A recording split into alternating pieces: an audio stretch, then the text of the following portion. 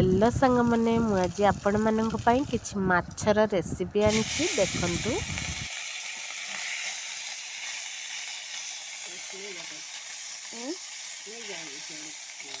जदि मो रेसिपी आपण मानक भल लगे तेबे मो चैनल को लाइक शेयर सब्सक्राइब करिवे।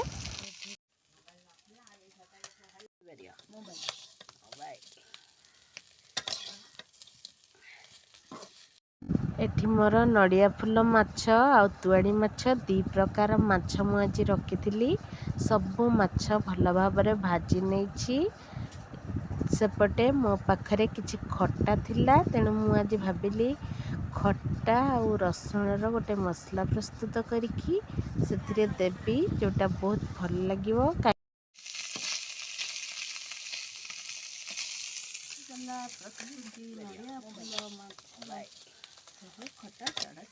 आज एतिकी मु रहिली। जदि आपण मानकु मो वीडियो भल लागुथाए कमेंट सेक्शन में निहाती जानतु। आउरी नुआ नुआ वीडियो मु नहीं आसीबी।